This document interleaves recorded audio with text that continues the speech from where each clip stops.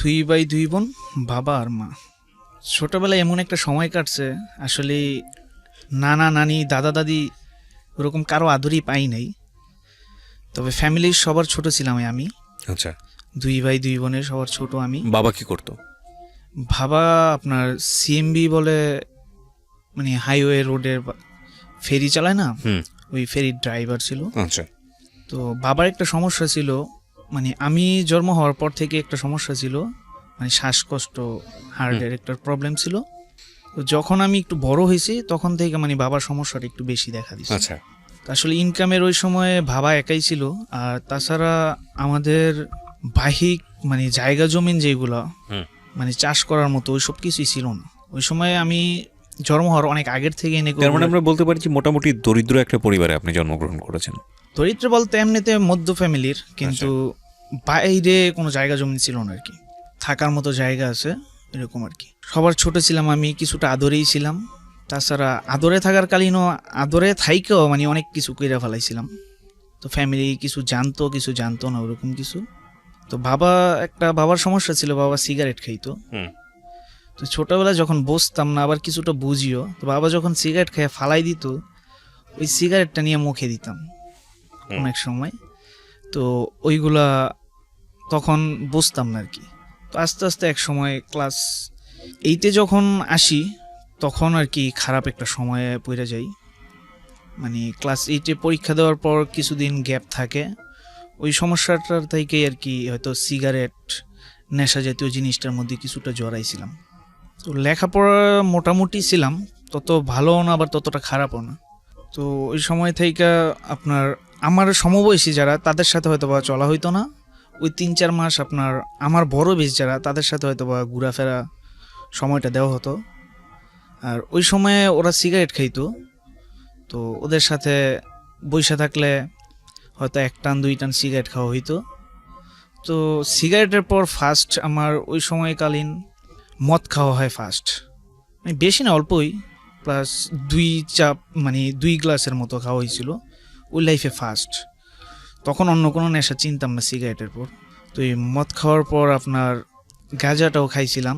আসলে তখন ওইটার ফিল্মসও জানতাম না, ওইটা খাইলে কি হয় তাও জানতাম না, ওদের সাথে থাকাকালীন হয়তো বা খাইছিলাম। তো এর ভিতরে স্কুল খুললো, স্কুলে লেখাপড়া করতেছি। ক্লাস 9-এ যখন উঠছি তখন বাবার সমস্যাটা একটু বেশি দেখা দিছিল। তো বাবার ওষুধপত্র সব কিছু আমি নিয়ে আসতাম ফার্মেসি থেকে। দেখা যাইতো যে বাবা তখন 8,000-9,000 টাকা স্যালারি পাইতো, এটা দিয়ে আমাদের সম্পূর্ণ ফ্যামিলিটা চলতো। পানিটা ছাড়া সম্পূর্ণটাই আমাদের কিনা হয়, অন্য কোনো অ্যাবিলিটি ছিল না যে আমাদের কিছু জমানো টাকা বা ওরকম কোনো কিছুই ছিল না। তো বাবার টাকা দিয়ে সব কিছু হয়। তো ক্লাস 9-এ যখন উঠলাম, প্রথম সাময়িক পরীক্ষাটা দিতে পারি নাই, বাবার শরীরটা খুবই খারাপ ছিল।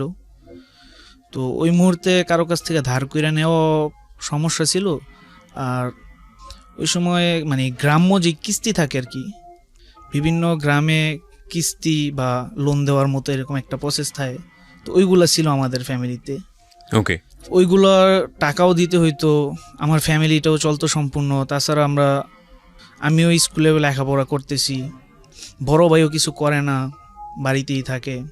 তো প্রথম সাময়িক পরীক্ষাটা দেওয়া হইলো না ওই টাকার জন্য আর কি হয়তো বা, কারণ টাকাটা ম্যানেজ করাটাও পসিবল ছিল না। আর কারো কাছ থেকে যে নিব পরবর্তীতে দিব ওরকমও কোনো একটা ছিল না ওই সময়ের ক্ষেত্রে হয়তো বা। তো চিন্তা করলাম যে টাকা নাই, তো পরীক্ষাটা দেওয়া হইলো না, আর তো পরীক্ষাটা দিলাম না। সেকেন্ড টাইম পরীক্ষা আসার আগে যতদিন সময়, ওই সময়গুলোতে মানে পরীক্ষা না দেওয়াতে ওই খারাপ কাজগুলোতে মানে সিগারেট খাওয়া ওইগুলোতে আর কি জড়ায় যেতাম। বাবা মারা গেল 2012 সাল। তখন আপনার বয়স কত যখন আপনি এসবের সঙ্গে জড়িয়ে যাচ্ছেন? তখন কত 13 এরকম হবে, 13-14। তো ওই সময় মানে এগুলোতে জড়াইতেছি আবার জড়াইতেছি না, কারণ অ্যাভেলেবেল সবার সামনে খাইও না, জাস্ট ওই বন্ধু বান্ধবের সাথে লুকায় টুকায় যদি খাইটাই, তখন আর কি অন্য কোনো নেশার ভিতরে না, জাস্ট সিগারেটটা খাইতাম। তো 2012 সাল বাবা মারা গেল। তো ওই সময়ে অভাবটা আরও বেশি হয়ে গেছে, কারণ ইনকামের ছিলই বাবা, ফ্যামিলিতে আর কেউ ইনকামের ছিল না। বড় বোন বিয়ে দিছি, ভাই বেকার, ভাইও কিছু করে না।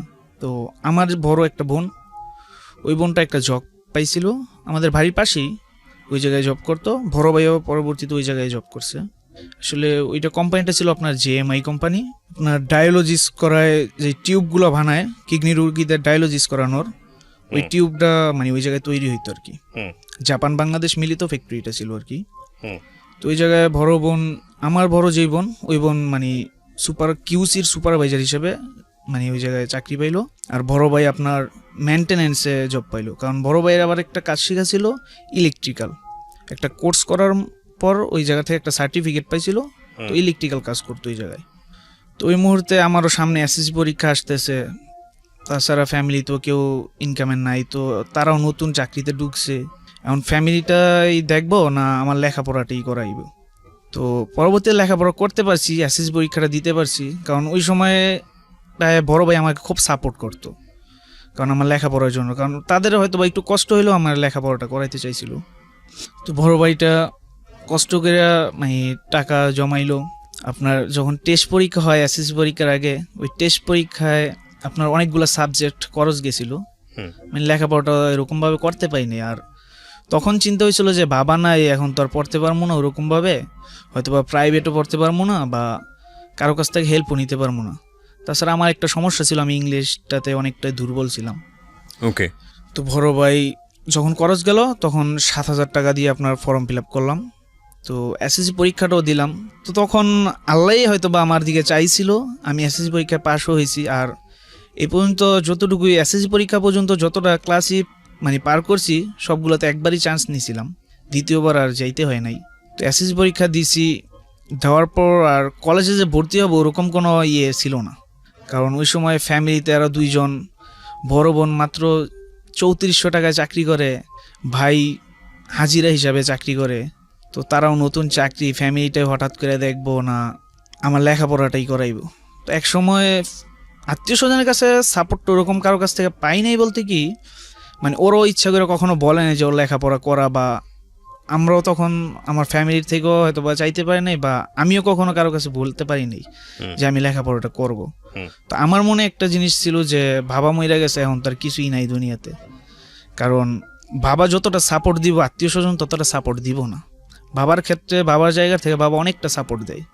তো লেখাপড়াটা আর হইল না। তখন ফ্যামিলির থেকে অবশ্য চাকরির জন্য কোনো ইয়ে করে নাই, তো আমার নিজের ইচ্ছার থেকে ভাবছি যে লেখাপড়া যেহেতু আর করতেই পারবো না, বা লেখাপড়া করার মতন ইয়েটা নাই এখন, আর ইচ্ছে হইলেও পারতেছি না, কারণ বাসায় বসে থেকে লাভ নাই, ফ্যামিলিতে যা দেবো তাই হয়তো বা ভালো হবে, আর নিজের খরচও আছে, নিজের খরচটাও নিজে মিটাইতে পারবো, ফ্যামিলির থেকে টাকাটা নিতে হইব না।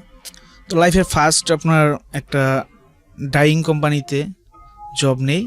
তো ওই জায়গার সিস্টেমটা ছিল 1 সপ্তাহ নাইট 1 সপ্তাহ ডে। লাইফের ফার্স্ট কোনো দিন নাইট করি নেই, কিছু করি নাই, প্রথমেই ওই জায়গায় নাইট করতে হইব। আর শিফট চেঞ্জ করতে হইলে আপনার 18 ঘন্টা ডিউটি করতে হইতো। তো যাই হোক, ওই জায়গা থেকে নিজের ইচ্ছাকৃতভাবে কাগজপত্র ঠিক করে নিজেই গেলাম একজনের মাধ্যমে, এক বড় ভাইয়ের মাধ্যমে। তো ফ্যামিলিতে যখন শুনলো তখন বলতেছে যে তুই চাকরি করবি, তোর তো চাকরির জন্য আমরা বলি না, তুই চাকরি করবি কেন? তো পরবর্তীতে বললাম যে বাসায় বসে থেকে লাভ নাই, কারণ কলেজেও ভর্তি হইতে পারবো না, অনেক টাকা লাগবে, তাছাড়া কলেজের খরচটা মোটামুটি অনেকটা বেশি স্কুলের তুলনায়।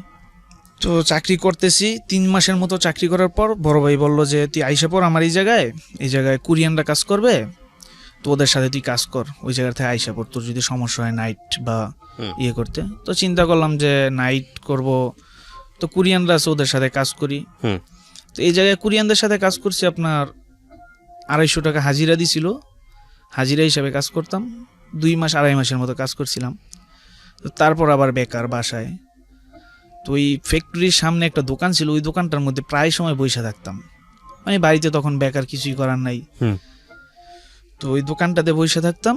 তো 1 দিন 2 দিন বসতে বসতে ওই জায়গায় আবার একটা সমস্যা ছিল কি, ওই জায়গাটা এক করা নাম করা জায়গা হয়ে গেছিল এক সময় নেশার জগতে। তো ওই জায়গায় বসে থাকতে থাকতে দেখতাম যে বিভিন্ন নেশাখোর ওই জায়গায় আসতো, গাঁজা খাইতো, সিগারেট খাইতো, বা বিভিন্ন জিনিস খাইতো। তখন আপনার ইয়াবার প্রচলনটা ছিল না। ইয়াবার পরিবর্তে আপনার ওরা ডিসিপ্লিন 2 নামে একটা ট্যাবলেট খাইতো, ওইটা আসলে এই ঘুমের ট্যাবলেট, ওইটা আপনার চা দিয়ে মিশায় খাইয়া ফেলাইতো। আচ্ছা। তো ওই সময় মানে যত গাঁজা খোরা ছিল ওই জায়গায় আড্ডা দিত মোটামুটি। তো বসে থাকতাম, 1 দিন 2 দিন ডাক দিত, তো আবার ওই জিনিসগুলা আমি ওই জায়গায় বসে থাকতাম দেখে আমার কাছে রাইখা যেত হুম। যে 2-1 ঘন্টা তুই এই জায়গায় আসোস, তোরা দেখায় রাইখা গেলাম, 2-1 ঘন্টা পর আবার নিয়ে যাবো। তো 1 দিন 2 দিন দেখতে দেখতে ওই জায়গার থেকে হয়তো বা গাঁজাটা নেশা একটা হয়ে গেছিল, গাঁজাটা খাওয়া হইতো। হুম। তো এরপর অনেকদিন পার হওয়ার পর অন্য আরেকটা কাজ পাই, এরকমই কন্ট্রাক্টে 4-5 দিন কাজ করতে পারছিলাম। তো ওই লোকটা আবার আমাকে বলছিল, বাতিজা বলতো যে বাতিজা তোর কাজ দেখে আমার ভালো লাগছে, তুই আমার সাথে চল, তোরে 5,000 টাকা দেবো, খাওয়া, তারপর দৈনিক 50 টাকা 60 টাকা তোরে খরচ দেবো, হুম। তুই আমার সাথে আইসা পড়। তো ফ্যামিলিতে বললাম বাসায় থেকে লাভ কি, ওই লোকটা আমারে বলতেছে এই অ্যাপক্সির কাজের জন্য, হুম। তো ওই লোকের সাথে যাব, কয় দূরে কোথাও না কোথাও যাবি, মানে কিভাবে থাকবি, এ কারণে আর কি আমাকে দিতে চাইলো না। হুম। তো আমি আর গেলাম না। এরপর আপনার কাজ নাই, এরকমই বাড়িতে থাকি, কাজকর্ম নাই, কিছু নাই, বাড়িতে থাকি, কিছুদিন পর পর টুকটাক কাজ পাইলে করতাম। এর ভিতরে নিজের হাত খরচের জন্য কাঠমিস্ত্রি কাজও করতে হয়েছে, হুম।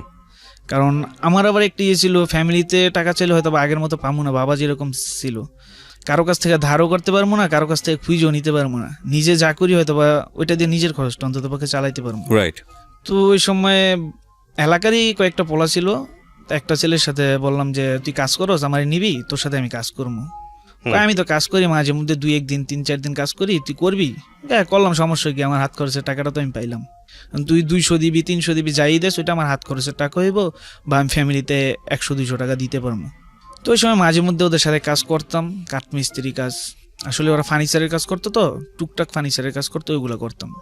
ওকে। তো পরে এক সময় বড় ভাই যে জায়গায় চাকরি করলো, ওই জায়গায় ওর ইলেকট্রিক্যাল কাজ হয়ে গেল, মানে ইলেকট্রিক্যালের চাকরি হয়ে গেছে।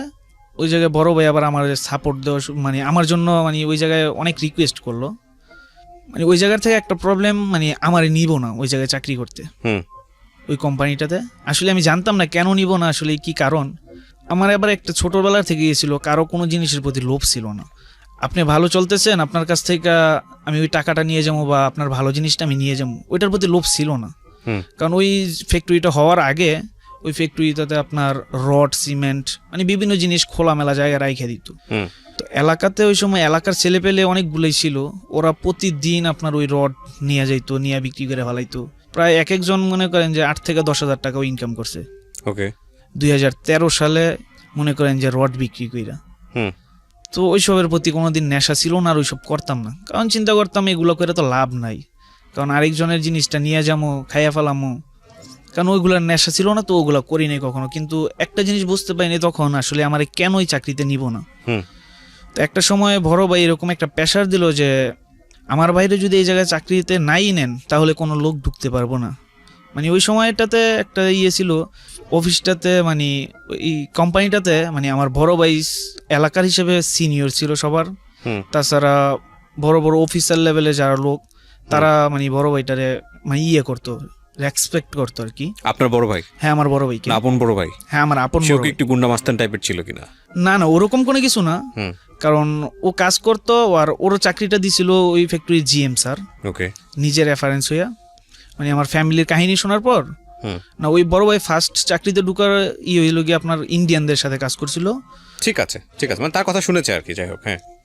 তো ওই জায়গার থেকে পরে আমার এক সময় চাকরিতে নিল রিকোয়েস্টের মাধ্যমে, আমি চাকরিতে ঢুকলাম। ঢুকার পর কিছুদিন করলাম, 4-5 মাস করার পর হুম। ওই জায়গায় হঠাৎ একটা মেয়েকে, মানে চোখের ভালো লাগা লাগিয়ে গেছিল আর কি, মনের ভালো কিনা জানি না, তবে চোখের থেকে ভালো লেগে গেছিল। তো প্রায় সময় লাঞ্চ টাইম আপনার বাইরে দাঁড়ায় থাকতাম ওই মেয়েটাকে দেখার জন্য। হুম। তো দেখতাম, কিন্তু কথা বলতে পারতাম না। তো যখন বড় ভাই দেখতো যে আমি বাইরে দাঁড়ায় আছি, তখন বলতো যে তুই বাইরে দাঁড়ায় আছিস কেন, ভিতরে চলে যা, তখন ভিতরে এসে পড়তাম। কিন্তু ওই মেয়েটার দিকে যখন তাকাইতাম, মেয়েটাও আমার দিকে তাকায় থাকতো। এক সময় চিন্তা করলাম যে ওই মেয়েটার নাম জানবো বা ওই মেয়েটার সাথে কথা বলবো, তো নাম জানার মতন কোনো প্রসেস ছিল না। আসলে আমি নিচতলাতে কাজ করতাম, ওই মেয়েটা উপরে কাজ করতো। হুম। আর আমার আরেকটা ইয়ে ছিল, আমি যে চাকরি করব, আসলে মেয়েদের সাথে কোনো চাকরির ওরকম কোনো মন মানসিকতা আমার কাছে ছিল না, কারণ মেয়েদের সাথে চাকরি করলে নাকি অনেক কিছু হয়, অনেক খারাপ সম্পর্ক হয়ে যায় বা বন্ধুত্বের মতো সম্পর্ক হয়ে যায়। তো ওই দিক চিন্তা করে আমি মেয়েদের সাথে চাকরি করার জন্য মানে ইচ্ছুক ছিলাম না আর কি। ওকে। তো ওই মেয়েটার নাম জানার জন্য উপরে গেলাম। তো ওই মেয়েটাকে আবার একটা জিনিস কি আমার ক্ষেত্রে আমি পাইছি, ওই মেয়েটার চোখ দেখলে আমি বলে দিতে পারি যে ওই মেয়েটা। হুম। তো উপরে গেলাম, আসলে এরকম একটা প্রসেস, দুইটা চোখ দেখা যায় আর কিছুই দেখা যায় না, সম্পূর্ণ এই পোশাক। হুম। তো ওই মেয়েটার চোখ দেখার পর ওই মেয়েটার মানে বাম পাশে আবার দেখা যাইতেছে যে ওর নাম লেখা, তখন মেয়েটার নাম জানতে পারলাম আশা। তো ওই দিন যাই না, আইসা পড়লাম ওই দিন আর ওই মেয়ের মানে সাথে কথা- আপনি যেখানে কাজ করছেন সেখানে? হ্যাঁ হ্যাঁ, হুম। আমি করতাম নিচতলায়, আপনার ইনজেকশন মোল্ডিং মেশিন চালাইতাম আমি নিচতলায়, হুম। আর ওই মেয়েটা উপরে প্রোডাকশন ফ্লোরে জব করতো। ওকে, কি নাম ছিল মেয়েটার? মেয়েটার নাম ছিল আশা। আশা। তো পরবর্তীতে নাম দেখার পর আমি আইসা পড়ছি। তো একদিন ক্যান্টিনে খাওয়ার সময় মেয়েটাকে ডাক দিছিলাম, তো শোনে নাই আর কি, চলে গেছিল। তো পরবর্তীতে বন্ধু বান্ধব বা অনেক মানুষের কাছ থেকে ডিটেলস মানে মেয়ের বিষয়টা জানতে চাইলাম। তো এক সময় জানতে পারছি যে ওই মেয়েটা যখন ছোট ছিল তখন ওর বাবা মারা গেছিল, আর ওর মা অন্য আরেকজনের সাথে বিয়ে করে চলে গেছিল ইন্ডিয়াতে হুম।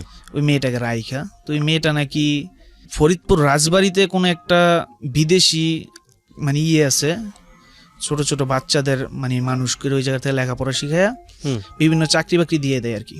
তো তখন ওই কথাগুলো শুনে হয়তো বা আমার কাছে খারাপ লাগছিল যে এই মেয়েটার জীবনে কিছুই নাই, বাবাও নাই মাও নাই, মেয়েটা এরকম একটা সমস্যার মধ্যে আছে। হুম। তখন ওই মেয়েটার জন্য একটু মায়া হয়েছিল এরকম যে ওই মেয়েটার তো মা নাই বা বাবা নাই, আমারও তো বাবা নাই, আমার বাবা নেই, আমি বুঝতে পারি যে বাবার কষ্টটা কতটা। হুম। ওর তো বাবা মা দোনোটাই নাই। তো ওই মেয়েটাকে যদি আমি ভালোবাসি বা ওই মেয়েটাকে যদি আমি বিয়ে করি, হয়তো বা ওই আমার মাকে মা বইলা ঢাকতে পারবো, এরকম একটা চিন্তা ভাবনা ছিল আমার মধ্যে। ওকে। কিন্তু ওই সময়টাতে আমার বড় ভাই বিয়ে করে নাই, আর আমার বড় যেই বোন ওই বোনেরও কিন্তু বিয়ে হয় নাই, কিন্তু ওরকম একটা চিন্তা আমি নিয়ে নিয়েছিলাম। তো মেয়েটার সাথে কিভাবে কথা বলা যায়, তো ওই মেয়েটা আমার এলাকার থেকে 2-3 কিলো জায়গা দূরে থাকতো, মানে কোম্পানির কোয়ার্টার ছিল, ওই কোয়ার্টারে থাকতো। তো একদিন কথা বলার জন্য ওই মেয়েটার পিছু পিছু গেলাম, যাওয়ার পর দাঁড়াইতে বলি দাঁড়ায় না। তো আসলে ওই সময়টা জানতাম না অফার দেয় বা একটা মেয়ের সাথে কিভাবে কথা বলতে হয় ওইসব জানা ছিল না আর কি আমার। ওকে। তো এরকম ভাবে আর কি কথাটা বলছিলাম যে তুমি যদি এখন না দাঁড়াও তোমার হাত ধরতে বাধ্য হবো, হয়তোবা মানে ঠেট দেওয়ার মতন কোন একটা কিছু হয়ে গেছিল। হুম। তো সেই বুঝতে সময়টা পারি- থেকে আপনি নেশা টেশা করতেন? না না, ওই সময়টাতে তো কোনো নেশা হইতো না। ওকে, যাই হোক, তুমি এটা আশাকে বললেন এই কথা। তো তারপর? ধারণার পর বলতেছি যে তোমাকে আমার ভালো লাগছে বা তোমার অনেক কিছু শুনছি, আমার খারাপ লাগছে, তো তোমাকে আমি ভালোবাসি, তোমাকে আমি বিয়ে করতে চাই। আমি সরাসরি এই কথাটা বলে দিলাম। তো ওর পাশে আবার যে ওর এক বান্ধবী ছিল, ওই মেয়েটা আমার বড় বোনের সাথে জব করতো আর কি। তো ওই মেয়েটার সাথে সাথে আমার বড় বোনকে ফোন করে বলে দিল যে তোর ভাই এরকম এরকম, ওই মেয়েটাকে রাস্তার মধ্যে এইসব কথা বলছে। যাই হোক, ওই মেয়েটা রাজি হলো না কোনো এক সময়। তো আমি কন্টিনিউ মানে কথা বলতে চাইতাম বা ওর সাথে হাইটা চলে যাইতাম, ওর সাথে যাইতাম, হুম। ওর হাতে ধরতাম। তারপর হঠাৎ জানতে পারি যে ওই মেয়েটা যেই জায়গায় মানে করতো, কাজ করতো, ওই জায়গায় মানে পাশাপাশি 2টা ছেলের সাথে সম্পর্ক করছে। ওকে। তো তখন খারাপ লাগলো, আরে তোর মন থেকে চাইছিলাম বা তোর ভালোবাসছিলাম, তোর জীবন কাহিনী শুই না যে তোর জীবনটা খুবই কষ্টকর, তুই একই জায়গার ভিতরে 2টা ছেলের সাথে সম্পর্ক করছিস, আসলে তোর চাহিদাটা ছিল কি? তো একদিন জিজ্ঞাসা করলাম, কিছু বলে নাই। তো ওই সময়টাতে চিন্তা করলাম মেয়েটারে ভালো জানছিলাম, মেয়েটা এই খারাপ কাজটা করলো। তো এরপর 2টা ছেলে আর কি নতুন ঢুকছিল ওই জায়গাতে। হুম। তো ওরা আবার ইয়াবার নেশাটা করতো, আসলে আমি ওই সময়টাতে জানতাম না।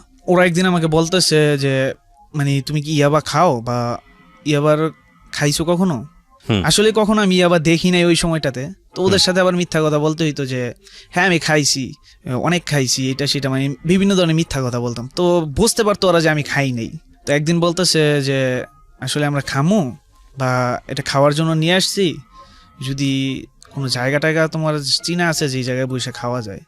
তো আমি আবার ওদের সিনিয়র ছিলাম তো ওই সময়। তো বলতেছি যে জায়গা আছে বলতে ওরকম তো কোনো জায়গা নাই, আর যেই সময়টাতে অফিস টাইমে তোমরা কাজ শেষ করে অত সময় দিয়ে খাইতে পারবা না। হুম। তো যদি খাইতে চাও ওয়াশরুমে হয়তো একটা রুম খালি আছে, ওয়াশরুমের পাশে একটা রুম আছে খালি, ওই রুমটাতে হয়তো খাইতে পারো। তো ওরা আমার সাথে নিয়ে গেছিল, নিয়ে যাওয়ার পর ওই রুমটাতে যাইলাম। তো ওই দিন ফার্স্ট আমি দেখলাম আসলে ইয়াবা জিনিসটা কি। ওদের তখন ওরা খাইতেছে, তো আমার বলতেছে খাইবা? তো আমি ফার্স্ট বললাম খামু না। তারপর ওই একটা রাগ হয়ে গেল ওই ইয়াবা? মেয়েটার প্রতি। রাগ মাথায় এসে আপনি নেওয়া শুরু করলেন? মানে ওই মেয়েটার প্রতি যে তোরা ভালোবাসছিলাম, তুই আমার ভালোবাসলি না, অথচ 2টা ছেলের সাথে সম্পর্ক করে ফেলালি। হুম। তো ওরকম একটা চিন্তা আমার মধ্যে হইয়া তারপর বললাম যে হ্যাঁ খাবো, কিন্তু কথা আছে আমি ওই মেয়েটার নাম নিয়ে খাবো, যে ওই মেয়েটার জন্য আমি খাচ্ছি। হুম। ওদেরকে বললাম। তো ওই ফার্স্ট আমার খাওয়া, তখন 1-2 দিন খাওয়ার পর কেমন যেন একটা লাগে যে শরীরে একটু মানে সাহস জাগে, অর্ঘুমা করা যায়, মানে ঘুমটা চোখে আসে না, হুম। মানে যা চিন্তা করতেছি বা যেই কাজটা করতেছি ওই কাজটা মানে আমার কাছে হালকা মনে হইতেছে, এরকম একটা চিন্তা ভাবনা আসে হুম। 2-3 দিন খাওয়ার পর। তো এভাবে ওদের সাথে খাওয়া হইতো, মানে ওই ভিতরটাতে খাওয়া হইতো, বাইরে তো কোথাও খাইতাম না বা বাইরে কারোর সাথে এটার সাথে কোনো ইয়ে ছিল না। তো ভিতরেই 1 দিন 2 দিন 3 দিন খাওয়ার পর ওরাও নিয়ে আসতো। তো একসময় আপনার চেঞ্জ রুম ছিল, যে আমাদের বাইরে যেই ড্রেস খুইলা ভিতরের পোশাক পরাটা ভিতরে ঢুকতাম আর কি। ওই চেঞ্জ রুম আপনার দোতলাতে তো নাইট ছিল না, তো আমাদের ওই জায়গায় আবার নাইট ছিল, ওরা দোতলা খালি ছিল, তো দোতলায় চেঞ্জ রুমে যাইতাম। ওই জায়গায় একটা ক্লিনারের সাথে আর কি সম্পর্কটা ভালো হয়ে গেছিলো। ওই ক্লিনারের সাথে সম্পর্কটা ভালো হয়েছে এরকম, ওই ক্লিনার যখন নতুন আসছে, মানে ওই খাওয়ার 2-3 দিন পর ওই ক্লিনারটা আসছে। তো ওই ক্লিনার আইসা বলতেছে, ভাইয়া আমার মনে হয় আপনি মানে গাজার ইয়েটা খান, ঠিক আছে? কেন? কয় না আপনি খান কি না? আমি বলতেছি যে খাই মাঝে মধ্যে, কিন্তু ভিতরে না, বাহিরে হয়তো বা বন্ধু বান্ধবের সাথে হয়তো বা খাওয়া হয়। তো ওই লোকটা আমাকে বলতেছে যে আমি খাই, আসলে জায়গা খুঁজে পাইতেছি না। তো ওরে বললাম যে খাইবেন তো বাহিরে গিয়ে খান, সমস্যা কি, মানে কেউ যাতে না দেখে ওরকমভাবে খান। তো ওই লোকটা হিন্দু ছিল, তো ওই লোকটা আমারে নিয়ে গিয়ে ওই ফার্স্ট ওর সাথে ওই ভিতরে গাঁজা খাওয়া। তো ওই সময়টাতে ওই লোকটা যখন নাইট হইতো, তখন ওই লোকটা মানে প্রতিদিন রাত্রে আমার জন্য 5টা মানে সিগারেট বইরা রাখতো গাঁজা দিয়া। ওকে। মানে প্রতিদিন রাত্রে 1 সপ্তাহ নাইট থাকতো, তো ওই 1 সপ্তাহ সম্পূর্ণ বইরা রাখতো, দৈনিক রাত্রে 5টা করে বইরা রাখতো। ও খাইলে খাইতো, নাই তো আমি একটু পরপর যেয়ে খাইতাম। আর ওই ইয়াবার নেশাটা জড়াই গেলাম আস্তে আস্তে। তো মাঝে মধ্যে ভিতরে ইয়াবা ট্যাবলেটটা খাওয়া হইতো, আবার বাহিরেও খাইতাম। তো 1 সপ্তাহ খাওয়ার পর দেখলাম যে এরকম একটা পরিস্থিতি, 1 সপ্তাহ পর একদিন খাই নাই, তো দেখলাম যে হঠাৎ আমার শরীর ব্যথা করতেছে বা শরীরে জ্বালা পোড়া করতেছে যখন না খাওয়াতে। তখন এক বন্ধুর মাধ্যমে ওই দিনটা খাইলাম। খাওয়ার পর আস্তে আস্তে ওটা প্রতিদিনই খাওয়া হইতো। তো প্রতিদিন খাইতেছি, ওই ভিতরেও মাঝে মধ্যে ওরা নিয়ে গেলে খাইতেছি। তো এক সময় 4 জন হয়ে গেছি, ঠিক আছে? 4 জন হইয়া একদিন ভিতরে খাইতে গেলাম। তো আপনার ফ্লোরের মাঝখানে, দোতলাতে গেলাম, ওই জায়গায় তো কেউ থাকে না, ফ্লোরের মাঝখানে একদিন গেছি। যাওয়ার পর মানে ওই জায়গায় যাইতাম না, চেঞ্জ রুমটা বন্ধ ছিল আর কি, এই কারণে ওই ফ্লোরের মাঝখানে যাওয়া হয়েছে। আর ওই চারপাশে মনে করেন যে সিসি ক্যামেরা দেওয়া ছিল। তো ওই সময় বসতাম না যে রাত্রের বেলা সিসি ক্যামেরাতে দেখা যায়, বা সিসি ক্যামেরা সম্পর্কে অতটা ধারণা ছিল না, আর ওরাও বলে না যে এই জায়গায় সিসি ক্যামেরাটা ছিল। তো ওই জায়গায় বসে ওই 4 জনই খাইছিলাম। খাওয়ার পর আইসা পড়ছি। তো এই 2 দিনের ভিতরে কোনো প্রবলেম হয় নাই। ওই 3 দিন পর যে আপনার একটা সমস্যা হয়েছিল, ওই অফিস থেকে ল্যাপটপ চুরি হয়েছিল, এরকম একটা কথা শুনছি।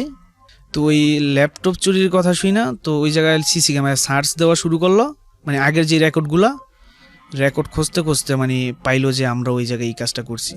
তো অফিসে নিয়ে এডমিনে নিয়ে ডাকানো হইলো আমাদের। ডাকানোর পর ওই জায়গার থেকে মানে আমাদের 4 জনকে ওই সময় বাহির করে দিল, তোমাদের চাকরি নেই, তোমরা চলে যাও। এই ঘটনাকে কেন্দ্র করে? হ্যাঁ, ওই ঘটনাকে কেন্দ্র করি। তো ওই জায়গা থেকে তখন আইসা পড়লাম। তো আসার পর এখন কোথায় যাবো, বাসায় জায়গা হইব না, এই কথা শুই না, বা এলাকার লোকজন সবাই যাই না ফেলাইছে, এলাকাতে যে ওরকমভাবে মুখ দেখাইতে পারবো না। তো কি করা যায়, তখন আপনার এক বন্ধুর সাথে পরিচয় মানে যোগাযোগ, ও আগে বলতো আমাকে ওর অফিসে কাজ করার জন্য।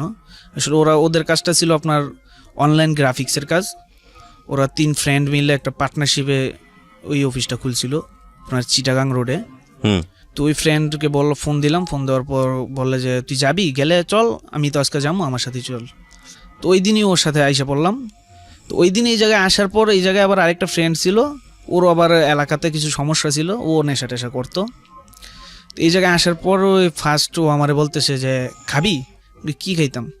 আমার কাছে ট্যাবলেট আছে, চল খাই। না আমি খাবো না। কয় আরে সমস্যা নেই, এলাকাতে তো অকারেন্স কইরে আইসো শুনছি, আয় খাই। তো 10তলা আমরা থাকতাম আপনার 8তলার মধ্যে, 10তলাতে নিয়ে গেল আমারে। 10তলাতে যাওয়ার পর ওর সাথে আবার একটা ট্যাবলেট ছিল, ওই ট্যাবলেটটা খাইয়ে আসলাম। তো ওই ট্যাবলেটটা খাওয়ার পর একটু পরে বলতেছে তোর কাছে টাকা আছে? এমকে হ্যাঁ আছে। তাইলে আয় এক জায়গায় যাই। কই যাবি? কয় গাঁজা আনতে যাবো। কোন জায়গায়? গাঞ্জাপট্টি নামে একটা জায়গা ছিল। তো বলতেছে যাই গাঞ্জাপট্টি যাই। আমি তো চিনি না, আমি এই জায়গায় ফার্স্ট আইলাম, তো কিভাবে যাবো? আর আমি আসি না, আয় আমার সাথে। তো গেলাম ওই জায়গায়। যাওয়ার পর আপনার গাঁজা নিল, আমি দূরে ছিলাম। তো যে জায়গার থেকে নিছে ওই জায়গার থেকে আবার পুলিশে ফোন করে দিছে, ইনফরমেশন দিয়ে দিছে যে 2টা ছেলে যাইতেছে, ওই 2টা ছেলের সাথে ইয়াবা ট্যাবলেট আছে। তো রাস্তার মাঝখানে যখন আসলাম, তখন আপনার পুলিশ আমাদের ডাকতেছে। তো আমি সামনে ছিলাম, ও পেছনে ছিল। তো আমার একটা ভয় ছিল যে এখন তো বাসায় একটা অকারেন্স করে আসছি, তো আবার এই জায়গায় গাঁজার সাথে পুলিশ ধরবো, একটা সমস্যা না? তো কি করা যায়? যদি পুলিশ ধরে তাহলে তো লাইফটা একবারই শেষ, যা ওই একটু ভালো হওয়ার জন্য আসছিলাম হয়তো বা ওই জিনিসটা আমার থাকবো না, একদম সম্পূর্ণ শেষ হয়ে যাইব।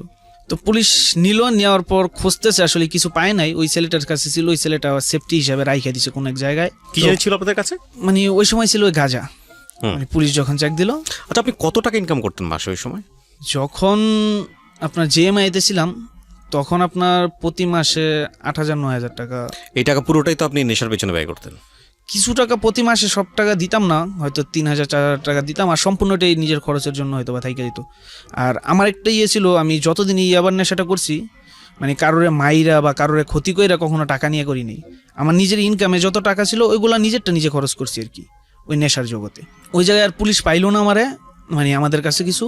পরে বলতে হয় যে তোরা মাত্রই পট্টির থেকে ইয়াবার ট্যাবলেট নিয়ে আসছস, ফোন দিয়া বইলা দিছে তোরা এই ট্যাবলেট কি করছস। তো আসলে আমরা ট্যাবলেট আইনি, আমরা ছিলাম গাঁজা, কিন্তু ওই জায়গার থেকে বলছে ইয়াবার ট্যাবলেট আনছি। তো পুলিশ খুঁজা না পাওয়াতে বলতেছে যে তোরা কি করস। তো আমি তো নতুন, ও বলতেছে যে আমরা গ্রাফিক্সের কাজ করি। তো কোন জায়গায় করস, বলতেছে যে হিরাজিল করি। পরে বলতেছে যে যা এদিক দিয়ে চলে যা। তো পরে চলে গেলাম, যাওয়ার পর ওই বিল্ডিং, যে বিল্ডিংয়ে থাকতাম ওই বিল্ডিংয়ে আপনার 14 তলায় যাইয়া ওই খাইয়াটে গাঁজা, তারপর রুমে আইসা পরের দিন আমি বাসায় আইসা পড়ছি। সে দেখলাম যে ওই জায়গায় থাকেও একটা সমস্যার মধ্যে পড়তেছি। তো ওই দিন বাসায় আইসা বাসার থেকে কিছু জামা কাপড় নিয়ে পরে আবার এই জায়গায় আসলাম। তো এই জায়গায় আপনার 6 মাসের মতো ছিলাম। এই 6 মাসের ভিতরে আপনার ইয়াবার নেশাটা দেখলাম যে আরো গভীর ভাবে হয়ে যাইতেছে। তখন আপনি নিতে পারতেছেন না? মানে ইয়াবার নেশাটা আরো বেশি খাওয়া, মানে 6 মাসে আপনি হচ্ছে কি খেতে পারতেছিলেন নাকি না গ্যাপ ছিল? না না না, ইয়াবার নেশাটা আরো বেশি খাওয়া হইতেছে। বেশি বেশি খাওয়া হচ্ছে? হ্যাঁ, কারণ হচ্ছে যে এই জায়গায় যতজন ছিলাম সবাই মোটামুটি খাইতো। আর যে কাজটা আপনার থাইল্যান্ডি একটা ক্লায়েন্ট ছিল, ওর কাজগুলো ছিল খুবই নর্মাল, ওইগুলা করতে আপনার সমস্যা হইতো না। কিন্তু ইন্ডিয়ান যে ভাইয়া কাজ দিত, ওর কাজটা ছিল জুয়েলারি কাজ। তো ওই জুয়েলারি কাজ দিলে আপনার ওই প্রতি সপ্তাহে যদি কাজ দিত প্রায় 3,000-4,000 কাজ দিত জুয়েলারি। তো ওই কাজটাতে আপনার মানে 100% কোয়ালিটি দিতে হইতো। কি ধরনের কাজ ছিল এটা? ওইটা আপনার অনলাইন গ্রাফিক্স আর কি, ক্লিপিং পাত করতো বা মাস্কিনের কাজটা। আপনার কাজটা কি ছিল? আমি তখন কাজ করতাম ক্লিপিং পাত। তারপর ওই জায়গায় কাজ করার মধ্যে তো ইন্ডিয়ান যে জবগুলো আসতো, তখন ওই বন্ধু বান্ধব যে অফিসটা, ওই অফিস থেকে ওরাই মানে ইয়াবারগুলো আনতো। আচ্ছা, মানে মাঝে মধ্যে ওদের টাকা দিয়ে আনতো, আবার মাঝে মধ্যে আমাদের কিছু টাকা নিয়েও মানে ইয়াবার ট্যাবলেটটা আনতো। তো ইয়াবার ট্যাবলেটগুলো মানে খাইতাম। খাওয়ার পর মানে ওরা খাওয়াইতো, কারণটা ছিল মানে ওই জুয়েলারি কাজগুলো শেষ করা লাগবো। তখন ডে ডিউটি করে আপনার নাইট ডিউটিটা করার মতন পসিবল ছিল না, বিদে ওরা ওইগুলা খাওয়াইতো যাতে ডে নাইট দোনোটাই করতে পারি। ওরাই খাওয়াইতো? ওদের টাকাও দিত, আবার মাঝে মধ্যে আমাদের কাছ থেকেও টাকা দিত। Very interesting. ওকে, তারপর? মানে সবাই মোটামুটি খাইতাম আর কি, বন্ধু বান্ধবের মতন সবাই চলতাম আর কি। তো তখন খাইতাম, দেখতাম যে প্রতি সপ্তাহে খাওয়া হচ্ছে, প্রায় 10টা 15টা 20টা করে নিয়ে আসতো 4-5জন লোক, সবাই খাইতাম। এক সময় দেখতে যে এই জায়গায় মানে ইয়াবার নেশাটা আরো বেশি হয়ে যাইতেছে। এর ভিতরে আবার একটা সমস্যা হয়ে গেছিল, আমি এই জায়গায় থাকাকালীন আমার বড় ভাইয়ের চাকরিটা আর কি চলে যায়। আমার কিছু ইস্যু ছিল, তো আমারও এই জায়গায় কিছু ইস্যু ছিল। তাছাড়া বড় ভাইয়ের একটু প্রবলেম ছিল, কোন এক অফিসের সাথে নাকি সমস্যা হয়েছিল। তো এই কারণে বড় ভাইয়ের চাকরিটাও চলে যায়। তো ফ্যামিলিতে ইনকামের তো তখন আর কেউ ছিল না, একমাত্র আমিও এই জায়গায় থাকি। আর এই জায়গায় যে টাকাটা পাই এটা তো আমার এই জায়গায় খরচ হয়ে যায় নেশার পেছনে। মানে নেশা, তারপর নিজের হাত খরচ সম্পূর্ণটা এই জায়গায় চলে যায়।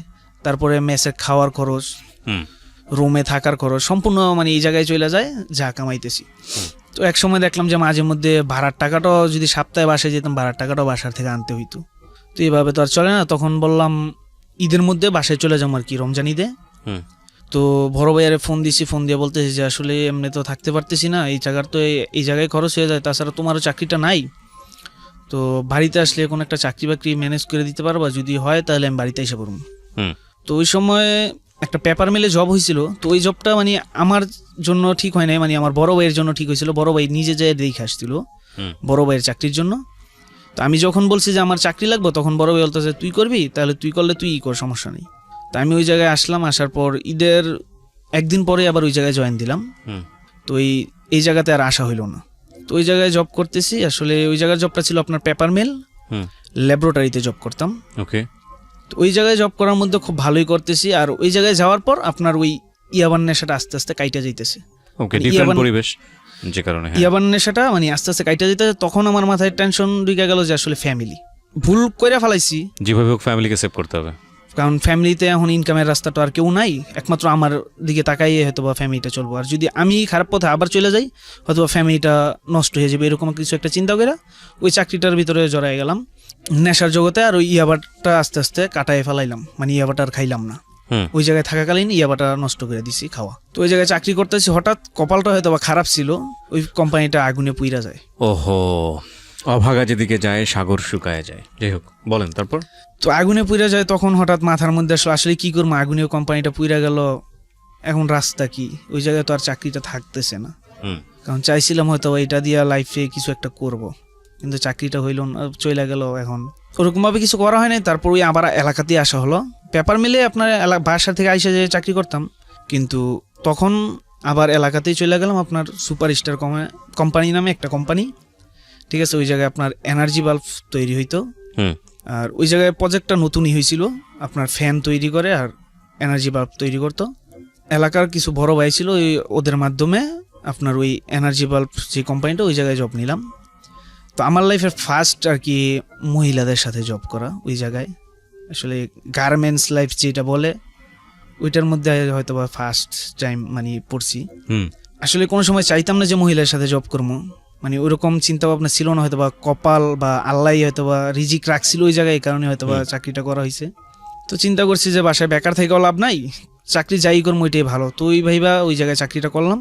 তো ওই জায়গায় আবার একটা ছিল কি, আমি ফার্স্ট টাইম যখন ঢুকছি মানে সব ধরনের কাজ করতাম, মানে কয়েকটা লাইন ছিল, ওই কয়েকটা লাইনের এক এক দিন এক একটা লাইনে কাজ করতাম। তো ওই জায়গায় কিছু সুপারভাইজার ছিল 2 জন, ওরা আবার আমার কাগজপত্র দেখা ওদের কাছে আনলো, মানে ওই প্রোডাকশন ফ্লোরে আইনে ফেলাইলো আমারে, আমার কাগজপত্র দেখা আবার দেখলো যে আমি এলাকার। তো এটা ভাইবা ওদের কাছে আনলো, আইনার পর মানে আমার একটা লিডার বানাই দিল ওই জায়গাতে, তুমি লিডারের কাজ করবা, সবাই কাজ টাজ বুঝাই দিবা, কাজ টাজ করাইবা, মালের হিসাব টিসাব রাখবা আর কি, এরকম একটা কাজ দিল। তো আমি আবার ওই সময় ফার্স্ট টাইম আমি বসতাম না, তো প্রথম তো সবাইরে মাল কাছে নিয়ে দিয়ে আসতাম। তো ওইখান থেকে হয়তো বা মানে কিছু কিছু জিনিস শিখতে পারছি, আসলে গার্মেন্টস টাইপ আসলে এরকমটাই হয় হয়তো বা। তো যখন আমি কাজ করতাম মানে চুপচাপ থাকতাম, কারোর সাথে বেশি কথা বলতাম না, তখন ওই জায়গা থেকে কিছু মহিলা মানে বিবাহিত মহিলা অবিবাহিত মেয়েদের সামনে মানে আমার টিস করতো, মানে বিভিন্ন ভাষায় খারাপ কিছু বলতো যে ওর এইটা নাই ওইটা নেই, ওর যদি থাকতো এত কথা বলতো, মানে বিভিন্ন টাইপের কথা বলতো একটা মহিলা। তো প্রতিদিনই শুনতাম, শুনতে একদিন হয়তো বা নিজের কাছে খারাপ লাগছে, আসলে মহিলা প্রতিদিন আমার একই কথা বলে কেন, বললাম প্রতিদিন একই কথা বলে। তো একদিন কি করলাম, দুষ্টামি করে আমিও বলে দিলাম, দেখেন হয়তো বা আপনারা বলেন আমি কিছু বলি না, তো আমার সবই আছে, যদি আপনাদের ইচ্ছে হয় কার তো আসেন দেখায় দিই, মানে এরকমটা একটা কিছু বলছি। তো তখন থেকে ওই আস্তে আস্তে ওদের সাথে একটা ফ্রি হয়ে গেলাম আর কি, মানে কথাবার্তায় বন্ধুত্বের মতন একটা সম্পর্ক হয়ে গেল। তো বলতে বলতে অনেকটা দিন কাটলো, মানে ওই জায়গায় কাজ করতে। তখন আপনি নেশা নেন না? তখন নেশা বলতে মাঝে মধ্যে গাঁজার নেশাটা হইতো, মানে ইয়াবার নেশাটা ওই সময় একবারে টোটালি বাদ দিয়ে দিছি। বন্ধু বান্ধবের সাথে চলার ক্ষেত্রে হয়তো বা গাঁজার নেশাটা হইতো। তবে আমার লাইফে আমি যতটা জায়গায় জব করছি, ফার্স্ট টাইম একটা জায়গা ছাড়া প্রতিটা ফ্যাক্টরিতে আমি গাঁজা খাইতে পারতাম, কারণ কিছু কিছু বয়স্ক লোক ছিল, ওদের সাথে এতটাই ফ্রি হয়ে যেতাম, অথচ আমার সমবয়সী ওদের সাথে ফ্রি হইতে পারতাম না। কিন্তু চাচার বয়সী বাবার বয়সী লোক আমার সাথে ফ্রি হয়ে যেত, কেন জানি, মানে ওটা বুঝতে পারতাম না কেন জানি ফ্রি হয়ে যেত কথায় কথায়। তো পেপার মিলে থাকতে আপনার গাঁজা হইতো, ওই মুরব্বী যে লোক ওই লোক খাওয়াইতো, ওইখানে খাইতাম মাঝে মধ্যে। তো ওই সুপারস্টারে যাওয়ার পর আপনার ওই জায়গায় এলাকার বন্ধু বান্ধব, তখন আপনার আস্তে আস্তে গাঁজার নেশা ইয়াবার নেশাটা বাদ দিয়ে দিলাম, কিন্তু গাঁজার নেশাটা সম্পূর্ণটাই আমার হয়ে গেছে, মানে ওইটার প্রতিদিনই আমার লাগতো। এক সময় কাজ করতে পারতাম, সমস্যা হইতো না কাজে, কিন্তু প্রতিদিন 8 ঘন্টা ডিউটির মধ্যে 4-5টা মানে সিগারেট খাইতে হইতো, এরকম একটা প্রসেসে চলে গেছিলাম। তো কাজ করতেছি, মানে সবাই কাজ করাইতেছি, অফিসাররাও ভালো জানতেছে। তো হঠাৎ একদিন একটা মেয়ে আসার পর আপনার মেয়েটা দেখতে সুন্দরী ছিল মোটামুটি, তবে চোখের মধ্যে কিছুটা মায়া ছিল।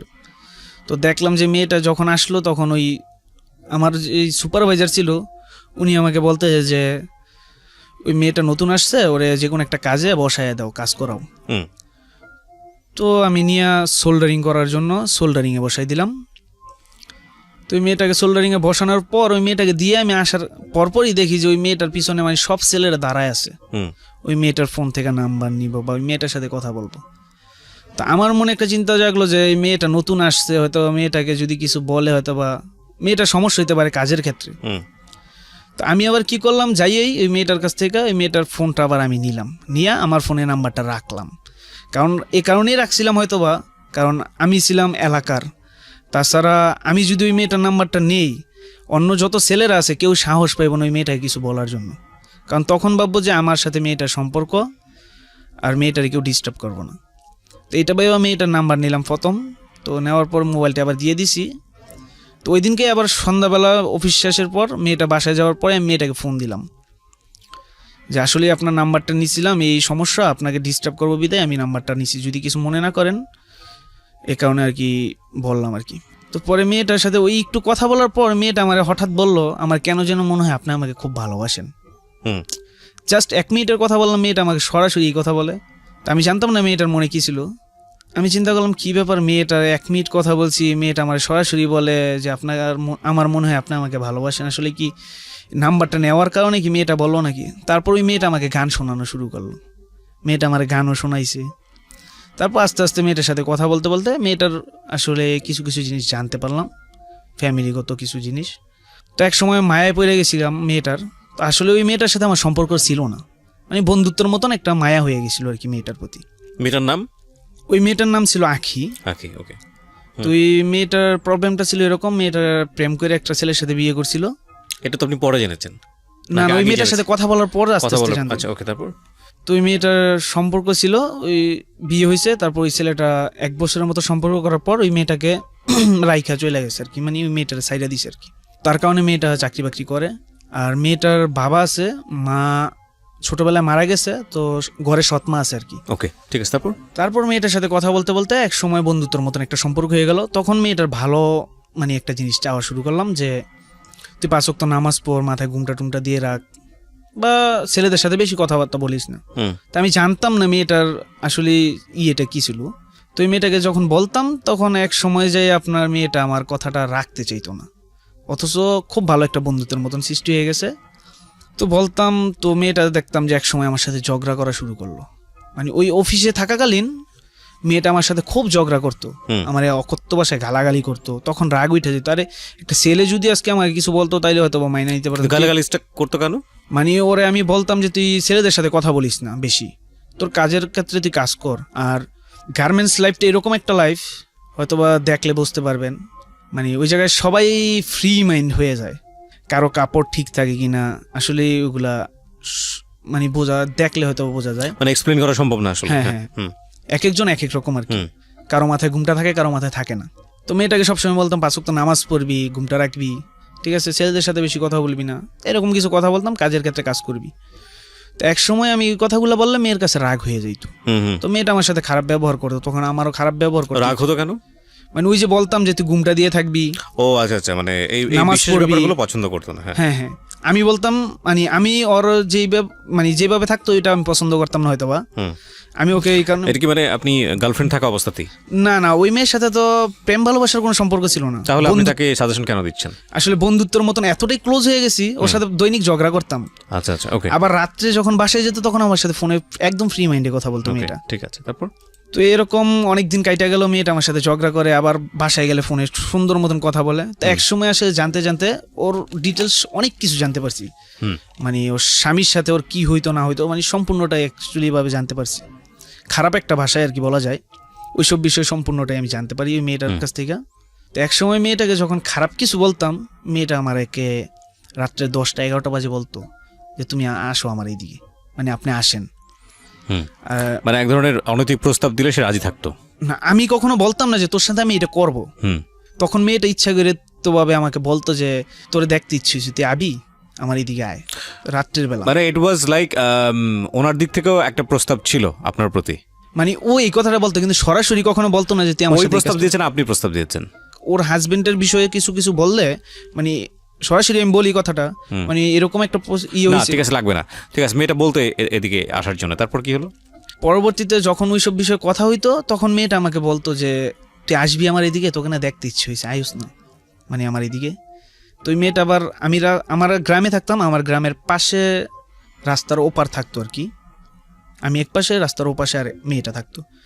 তো একবার চিন্তা করতাম মেয়েটা আমার যাইতে বলে রাত্র কইরা, কারণ আমার ফ্যামিলির মান সম্মান আছে, তাছাড়া ওই মেয়েটার কাছে যাব যদি মেয়েটা আমাকে খারাপ কিছু কইরা ফেলায়, হয়তোবা আমি কিছু সময়ের মজা নেব মেয়েটার কাছ থেকে, কিন্তু তখন যদি মেয়েটা আমাকে আটকায় কোনো একটা সম্মানহানি করে, তো ওইসব জিনিস চিন্তা বিশেষ করে ফায়দা নাই। হ্যাঁ, ওইসব জিনিস চিন্তা করে আমি মেয়েটার সাথে যাইতাম না।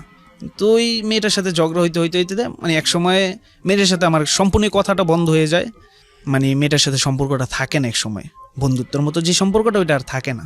তো ওই মেয়েটার সাথে যখন ঝগড়া করতাম ওই জায়গায় আরেকটা মেয়ে আমাকে পছন্দ করে ফেলাইতো। ওই মেয়েটার বাড়ি আপনার কুমিল্লার কোন একটা জায়গাতে, মেয়েটার নাম রেখা। ওই মেয়েটা যখন এই মেয়েটার সাথে ঝগড়া করতাম তখন ওই মেয়েটা মানে দেখতো, আর ওই মেয়েটা এরকম একটা মেয়ে ছিল মানে খুবই আনস্মার্ট, ঠিক আছে, মানে সবসময় ডোলা ডালা জামা কাপড় পরতো, মানে অত সুন্দর বা স্মার্টত্বের কোনো ছোঁয়া ছিল না মেয়েটার কাছে, আর সবসময় মাথার মধ্যে ঘুমটা থাকতো, আর কারোর সাথে বেশি একটা কথাও বলতো না। যখন একদিন আখির কাছে দুষ্টামি করে বলি, আখি আমার নুডলস খাওয়াই, আমার নুডলস খাইতে মন চাইতেছে, তখন ওই মেয়েটা কথাটা শুনছে, তো হঠাৎ একদিন নুডলস নিয়ে আসছে, আইনা আমারে ডাকতেছে। তো ডাকার পর গেলাম, যাওয়ার পর আর ওই সময়টাতে যে ডাক দিত তার কাছে হয়তো বা যাইতে হইতো, কারণ ওই লাইনটার মধ্যে 30 জন লোক কাজ করতো, সম্পূর্ণটা মেনটেন করতে হইতো আমার। তো মেয়েটা ডাক দিল, যাওয়ার পর বলতেছে যে আপনি না নুডলস খেতে চাইছিলেন, আপনার জন্য নুডলস নিয়ে আসছি। তাই আমি বললাম আপনার কাছে তো আমি নুডলসটা চাই নেই, আপনি আমার জন্য নিয়ে আসছেন। কয় না, ওই আখির কাছে চাইছিলেন না, আখি তো আপনার খাওয়াইবো না, তাই আমি নিয়ে আসছি। তো বলতেছে যে আপনি নিয়ে একা একা কোথাও গিয়ে খাইয়া আসেন, মানে কেউ দেখাইন না। তা আমি গিয়ে খাওয়া দাওয়া কইরা পরে ওর বক্সটা ওরে দিয়ে গেলাম। তো আমি তখন জানতাম না মেয়েটা আমাকে লাইক করতো। তো এভাবে দিন যাচ্ছে, তো দুষ্টামি করে তখন ওই যে একটা সমস্যা ছিল, গাঁজা খাইতাম। ওইটা আবার আপনার 5টা বাজে যখন অফিস ছুটিয়ে যেত, মানে প্রতিদিন আমার খাইতে হইতো, মানে 3-4 জন বন্ধু বান্ধব ছিলাম, ওই গাঁজার নেশাটা করতে হইতো। তো ওই গাঁজার নেশাটা করতে হইতো, গাঁজা খাইতাম। তো যেদিন পকেটে টাকা থাকতো ওই দিন খাইতে পারতাম, যেদিন টাকা না থাকতো তো ওই দিন দুষ্টামি করে আর কি, মানে ওই লাইনের মধ্যে বললেই হইতো যে আসলে আমার কাছে টাকা নাই, আজকে কিভাবে খামু, মাথাটা তো নষ্ট হয়ে যেত। তো তখন ওই মেয়েটা ব্যাগ থেকে টাকা দিয়ে দিত, ওই রেখা নামে যে মেয়েটা, ওই মেয়েটা ব্যাগ থেকে টাকা দিয়ে দিত।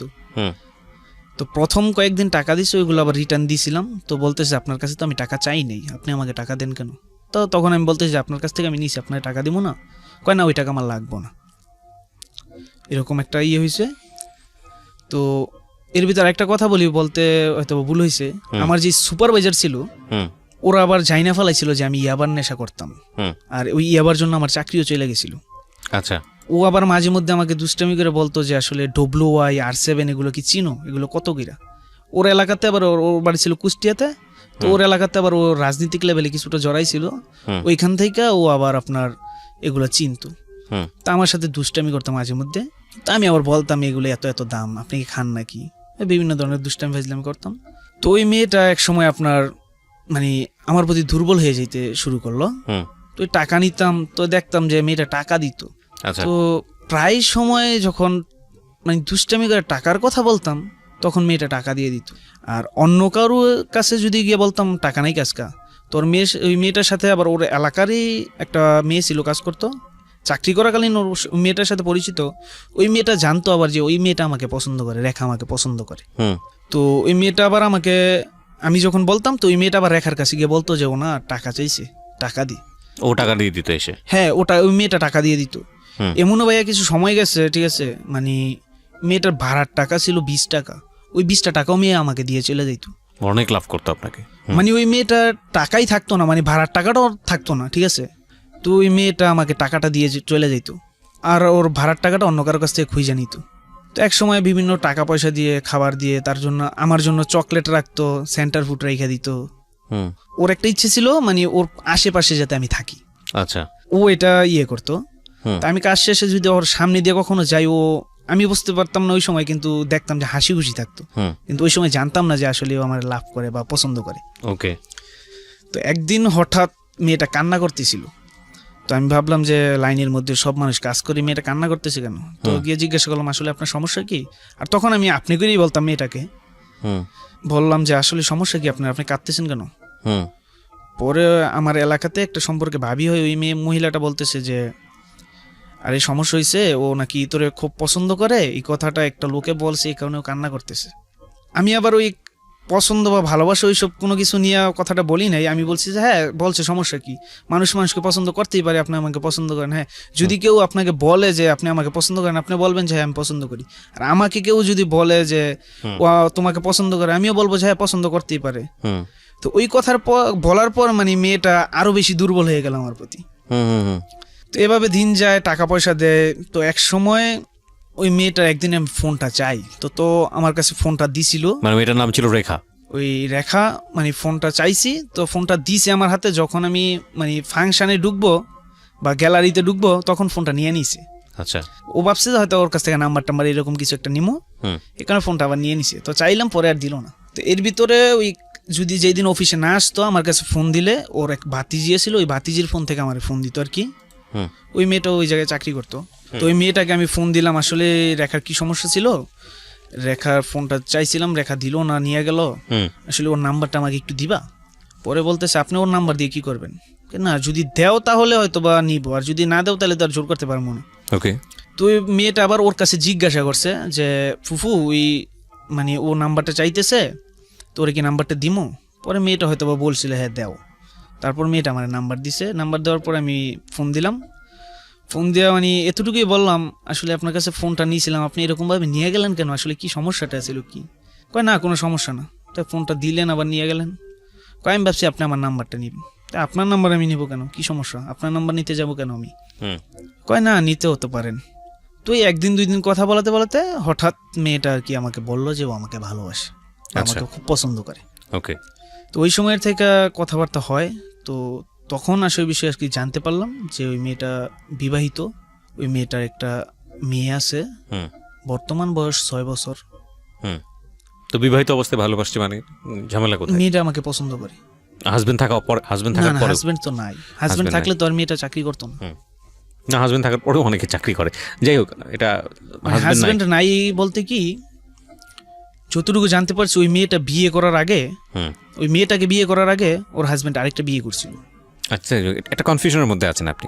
তারপর? তো তারপর বলতেছে যে আমার একটা মেয়ে আছে, আমি হাজবেন্ডের সাথে আমার ডিভোর্স হয়ে গেছে। হুম তো তখন আর ওর ফ্যামিলি সম্পর্কে আমি ডিটেলস জানতাম না আসলে, ওর ফ্যামিলিতে কি আসে বিষয়। হুম তখন আমাকে বলতো ওর ফ্যামিলিতে ওরা 4 বোন 1 ভাই। হুম বাবা বয়স্ক, বাবা কাজ টাজ করতে পারে না। ওর বড় বোনটা, সবার বড় যেই বোনটা, হুম। ওই বোনটা দেশের বাইরে থাকে। আচ্ছা। এতটুকুই জানতাম, হয়তো আর বেশি কিছু জানার চেষ্টাও কখনো করিনি। হুম তাই আমি ভাবলাম যে মেয়েটা আমাকে পছন্দ করে, হয়তো বা কথাবার্তা বলি, সমস্যা কি। কারণ তখন আমি চাইতাম না যদি মেয়েটাকে হয়তো বা না বইলা দিয়ে মেয়েটা কষ্ট পাইবো, হুম বা মেয়েটা আঘাত পাইবো, হয়তো বা চাকরিটা সাইডে চলে যাবো, কিন্তু মেয়েটার চাকরিটা জরুরি হয়তো বা। হুম তো ওইসব জিনিস ভাইবা মেয়েটার সাথে কথাবার্তা বলতাম। তো এক সময় দেখতাম যে মেয়েটা আসলে অনেকটা দুর্বল। তো 1-1.5 মাস কথা বলার পর, মানে ওই 1-1.5 মাসের ভিতরে মানে যখন আমি কাজ করতাম, কাজের সময় ছাড়া মানে মেয়েটার একটা ইয়ে ছিল যে তুমি আমার সবসময় আমার সামনে এসে বসে থাকবা, হুম মানে তুমি আমার চোখে চোখে থাকবা, এরকম একটা কথা বলতো। হুম যে তোমার কাজ শেষ, তুমি আমার এদিকে চেয়ার নিয়ে বসে থাকবা। তো আমি বললাম যে এই জায়গায় যদি চেয়ার নিয়ে সবসময় বসে থাকে, মানুষ তো সন্দেহ করবো বা বলবো যে তোমার সাথে আমার কিছু একটা আছে। হুম তো এরপরে তো স্যাক্রিফাইস করতাম, মাঝে মধ্যে গিয়ে বসতাম, আবার মাঝে মধ্যে যাইতাম না। হুম কিন্তু ওই আমার গাজার নেশাটা একদমই ছিল, মানে দৈনিক 5টা-6টা সিগারেট খাইতাম আচ্ছা। ওই অফিসে থাকাকালীনই। বড় কথা হচ্ছে আমি সাপোর্ট পাইতাম, আমার 2টা সুপারভাইজার ছিল, ওই 2টা সুপারভাইজার আমার অনেক সাপোর্ট করতো। আসলে আমি জানতাম না কেন সাপোর্ট করতো, আমার কাজের দিক থেকে আমার সাপোর্ট করতো নাকি আমার বাড়ি এলাকাতে দেখে আমাকে সাপোর্ট করতো, ওইটা আমি জানতাম না। কিন্তু কাজের দিকটা কখনো বলে নাই যে তোমার কাজটা খারাপ হয়েছে, হুম ওইটা কখনো বলে নাই আমাকে। এর ভিতরে কাজের ক্ষেত্রে মানুষের সাথে খারাপ ব্যবহার করতে হইতো। হুম খারাপ ব্যবহারটা এরকম ছিল, যখন তারে বলতাম যে আপনি এই কাজটা করেন, মানে 1বার 2বার 3বার বলতাম, ঠিক আছে, মানে ও ওর মতন কাজের ক্ষেত্রে ও কথাটা শুনতো না।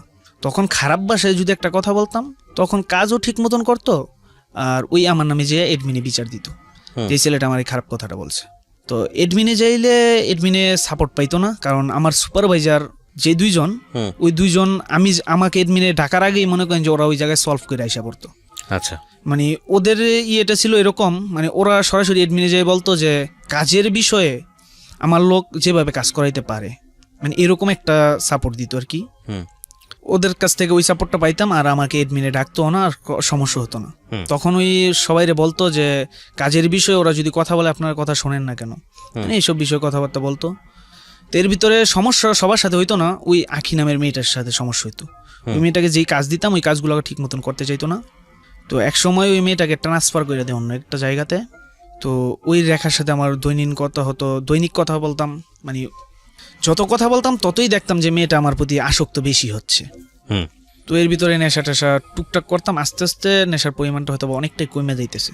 আমি ওই জায়গা থেকে ফ্যামিলির কোনো একটা সমস্যার কারণে আমি ওই জায়গা থেকে চাকরিটা আর কি সাইডে দিতে হয় আমার। দাউদকান্দিতে কোলেস্টোরে একটা চাকরি নিতে হয়। আচ্ছা। মানে আলুর কোলেস্টোর, এটা আপনার ওই জায়গায় মেশিন রুমে কম্প্রেসার মেশিন চালানোর জন্য লোক দরকার হয়। তো আমারই পরিচিত লোক, আত্মীয় স্বজনের ভিতরেই ছিল, তো ওই জায়গায় আমার নিয়ে গেছিল। তো পরবর্তীতে আমার এই জায়গা থেকে চাকরিটা সাইডে দিতে হয়, কারণ দেখলাম যে এই জায়গায় কাজ করলে মানুষের সাথে খারাপ ব্যবহার করতে হয়, তাছাড়া মানুষের কাছে খারাপ হইতে হয়। হয়তো সবার কাছে না, যার কাছে ভালো তার কাছে ভালো, যার কাছে খারাপ তার কাছে হয়তো খারাপ হয়ে যায়। তো আমার চাকরিটা হয়তো পসিবল ছিল না। আর ওই জায়গায় চিন্তা করছি যে ওই জায়গায় টাকাও বেশি পামো, তাছাড়া ফ্যামিলির সমস্যাটা সলভ হইব। কারণ আমি বাসায় থাইকা এখন 5,000 টাকা স্যালারি পাই, ওই জায়গায় যাই যদি আমি 10,000 টাকা স্যালারি পাই, বাসায় 5,000 টাকা দিয়ে দিতে পারবো, অথচ আমার বাসায় কোনো খরচ লাগতেছে না। ওইটা ভাই ওই জায়গায় চলে গেলাম। তো ওই জায়গায় যাওয়ার পর ওই রেখার সাথে কথা হইতো, কিন্তু তত বেশিও না। মানে কাজের সময় কাজ করতাম, কাজের সময় অফিসের সময় শেষ হইলে তখনও হয়তো বা রেখার সাথে কথা বলতাম, আর প্রতিদিনও হয়তো বা কথা বলা হইতো না। তো এক সময় দেখা গেল যে ওই মেয়েটা, আমি একটা দিন ফোন না দিলে মেয়েটা কান্নাকাটি করতো, মানে প্রচুর কান্নাকাটি করতো, মানে ওকে ফোন দিই না কেন। আর ওই সময়টা তো ওরা যদি একবার রাগ করে কখনো তুই করে বলছি, তাইলে ফোন আর আমার রিসিভই করতে চাইতো না, মানে ওকে তুমি বলতে হইব, মানে তুই বলতে পারতাম না, তুই বললে ওর রাগ হয়ে যায়। মেয়েটার সাথে কথা বলতাম তো কান্নাকাটি করতো। তখন একটা সময় মানে কিছু কিছু জিনিস খেয়াল করতাম যে ওরে আমি ফোন দিলে ওর ফোনটা বিজি থাকতো। তো আমি জিজ্ঞাসা করতাম মাঝে মধ্যে আসলে বিজি কেন, পরে বলতো যে ফোনে সমস্যা, এই কারণে হয়তো বিজি, ফোন বন্ধ থাকে, এটা থাকে, মানে বিভিন্ন ধরনের একটা কথা বলতো। তো কখনো প্রেশার দিতাম না, কারণ একটা জিনিস ওই সময় চিন্তা করতাম যে আমি তো নেশাগ্রস্ত, বা আমি নেশা করি, আমার ওই নেশাগ্রস্ত দিনটা দেখাই মেয়েটা আমারে ভালোবাসছে, ঠিক আছে, এখন যদি মেয়েটাকে অবহেলা করি হয়তো বা খারাপ, তো আমার নেশার জীবন দেখে মেয়েটা আমারে ভালোবাসছে, আমি মেয়েটারে ভালোবাসি, সমস্যা কি? কারণ একটা মানুষের খারাপ দিক দেখে যে ভালোবাসে, আমি মনে করি যে ওইটাই হয়তো বা ভালো কিছু, কারণ সবাই তো ভালোর দিকে চাইয়া ভালোবাসে। ওই মেয়েটা নিলে আমার খারাপ দিক দেখে ভালোবাসলো। তো তখন আমিও আস্তে আস্তে কথাবার্তা বলতাম, মানে একটা দুর্বলতার হয়ে গেছিল।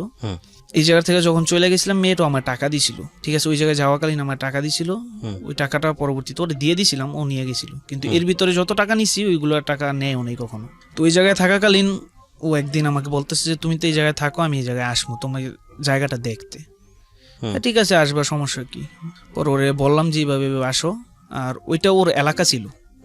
তো আসলো, আসার পর আমি যে রুমে থাকি, রুম সবকিছু দেখাইলাম।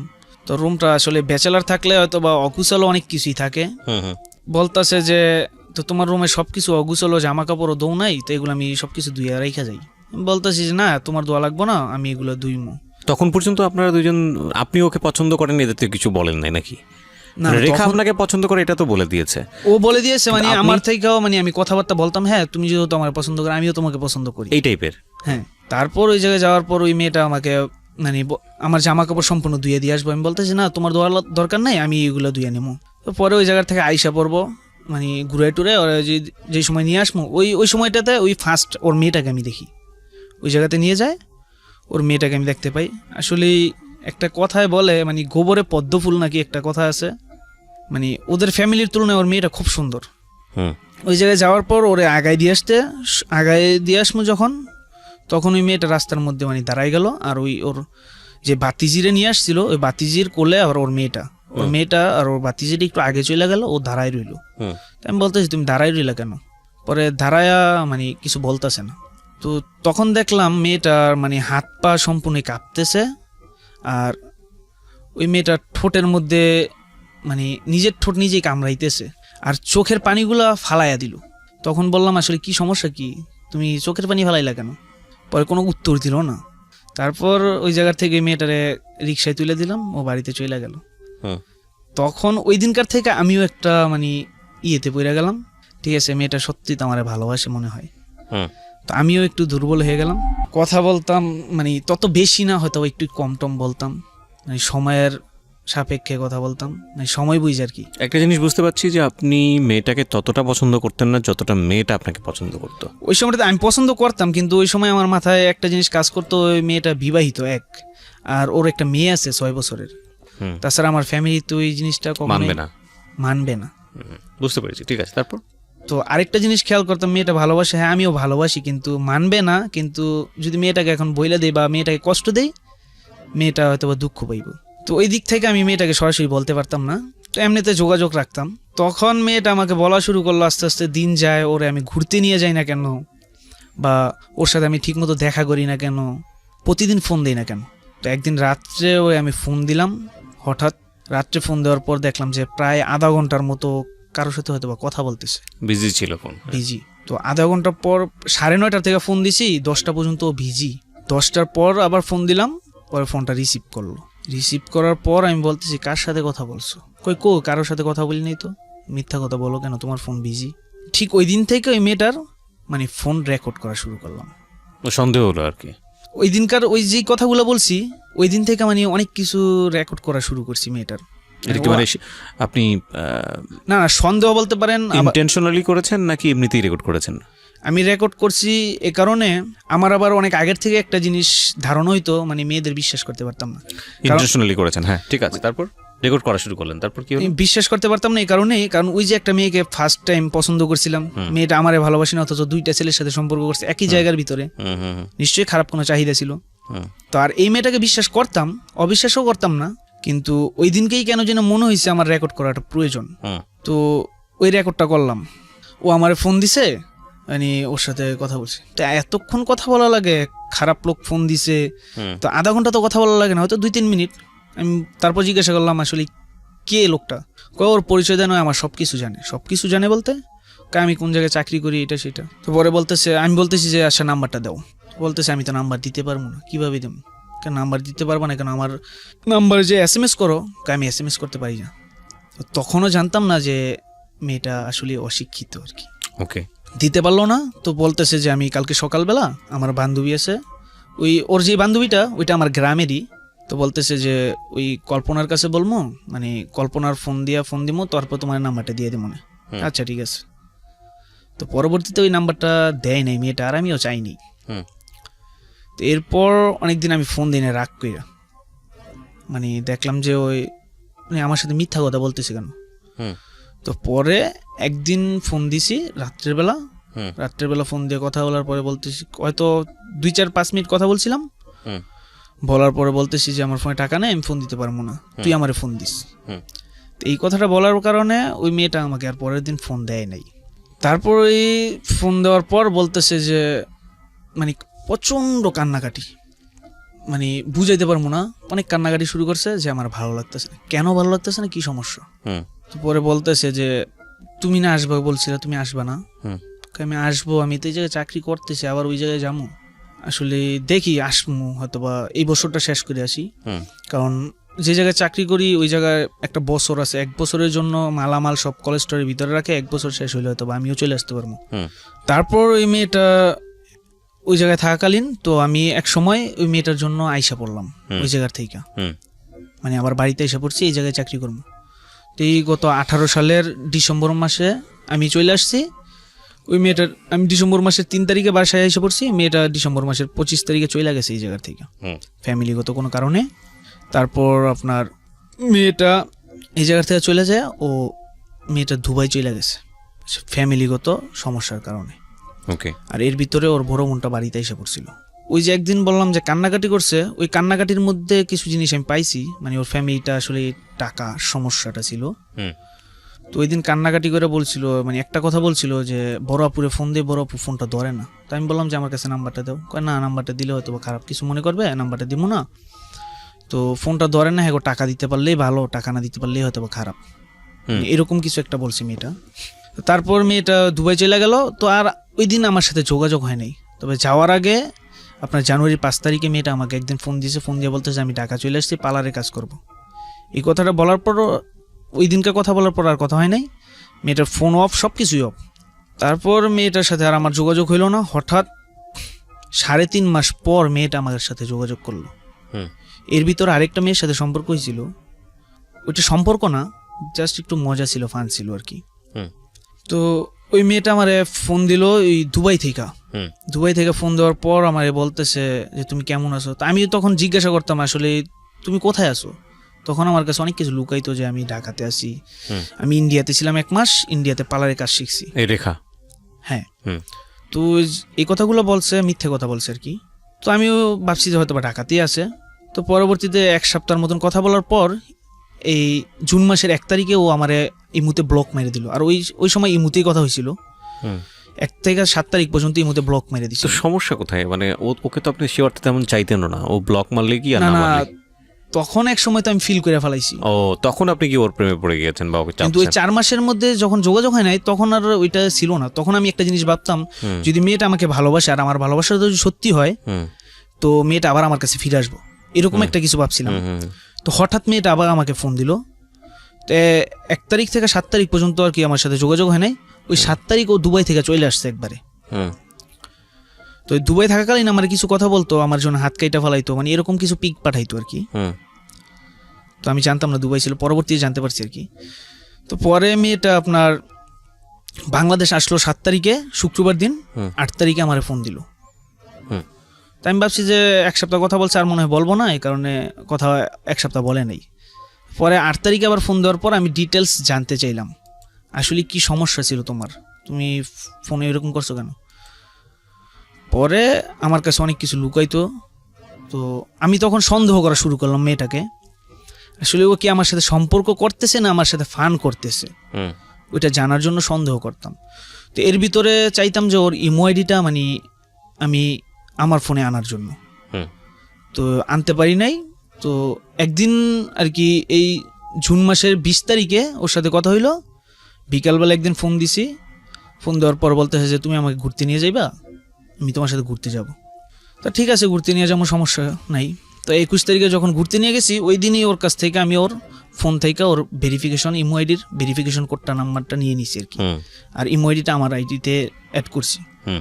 তো ওই দিন থেকে জানতে পারছি আর ওর লাইফে কি কি ঘটছে আর কি। তো তখন জানতে পারলাম যে আসলে ওকে ওই জায়গায় বিক্রি করে দিছিল। কোথায় বিক্রি করেছিল? ওই দুবাইতে ওকে যে মহিলা নিয়ে গেছিল, ওই মহিলাটা আপনার ওর আশেপাশেরই এলাকার বা পরিচিত কেউ। তারপরে আপনি যেটা বলতে চাচ্ছেন যে ও দুবাইতে যে কাজগুলো করেছে সেগুলো সামাজিক রীতিবিরুদ্ধ, হ্যাঁ, অনৈতিক মানে কাজের বাধ্য মধ্যে হয়ে ছিল। করেছে। হ্যাঁ, বাধ্য ছিল। হ্যাঁ, তারপর? আর ওকে নাম দিয়ে নিয়ে গেছিল পার্লারের কাজ আর কি। যাই হোক, তারপর ওই জায়গায় নেওয়ার পর আর কি সব আপনি জানার পরে কি করলেন সেটা বলেন, বুঝলাম আমরা সে এ ধরনের- জানার পর তারপরে আমি বললাম যে আসলে এগুলো হয়েছে। হুম। তো এর জন্য আমি খারাপ ভাবি না তোমাকে। হ্যাঁ, লাইফে মানুষের অনেক কিছুই ঘটে, আমিও তো কোনো এক সময় খারাপ কিছু করছি, আজ হয়তো বা করি না। আমি আপনাকে কয়েকটা কোশ্চেন করে আমি জিনিসটা সামারি দিকে নিয়ে আসি। এই মেয়েটার সঙ্গে বা রেখার সঙ্গে কি আপনার বর্তমানে কোনো সম্পর্ক আছে? বর্তমানে ও আমাকে ওর বিষয় নিয়ে, ওর ফ্যামিলিতে কিছু সাপোর্ট চাইতে চাইছিলাম ওর, ঠিক আছে, ওইগুলো নিয়ে হয়তো বা সম্পর্কটা নষ্ট হয়ে গেছিল। হুম। কথা হয়েছিল কালকে সকাল পর্যন্ত কথা হয়েছিল। কালকে সকাল লাস্ট আমাকে একটা অপশন দিছে, মানে ওর ফ্যামিলি, ওর আত্মীয় স্বজন কারোর সাথে আমি যোগাযোগ করতে পারবো না, এমনকি ওর সাথেও যোগাযোগ করতে পারবো না। ও আমাকে 1 বছর সময় দিছে। 1 বছর পর ও আমারে ওর নিজের মতন গড়ে তুলবো। 1 বছর কেন সময় দিয়েছে আপনাকে? ওইটা আমি জানি না, এখন হয়তো বা ফান, মানে ওর সাথে যাতে যোগাযোগ না করি বা মানে আলটিমেটলি উনি চায় না আপনি ওর সঙ্গে যোগাযোগ করেন? এখন চায় না। এখন চায় না আসলে আর আপনি চান যে কোনো ভাবেই হোক ওকে পেতে, তাই কি? ওকে পেতে বলতে কি, আসলে সমস্যাটা ওরকম না। ও যদি আমার কাছে ইচ্ছে করে না আসে, আমি কখনো জোর করতে পারবো না। ফাইন, আমাকে সোজা ভাষায় আসেন, এত কমপ্লেক্সিটি যাওয়ার কোনো দরকার নেই। একটা মানে যেটা না, হচ্ছে, না, আমি শেষ করি, আপনি প্রশ্ন উত্তর দিলেই হবে। আপনাদের দুজনের মধ্যেই টান আছে আবার টান নাই, এরকম একটা অবস্থায় আপনারা আছেন। হ্যাঁ। আপনাদের কথা শুনে বোঝা যায় মেয়েটা চায় না আপনি তার সাথে যোগাযোগ করেন, আবার চায়ও। আপনি তাকে চান আবার চান না, এরকম একটা অবস্থায় আছেন। এটা একটা এন্ডলেস রেজাল্ট। এটার আসলে কোনো রেজাল্ট আদৌ আসবে কিনা জানি না। আপনি যে নেশাগ্রস্ত অবস্থায় ছিলেন, মানে ইয়াবা, গাঁজা,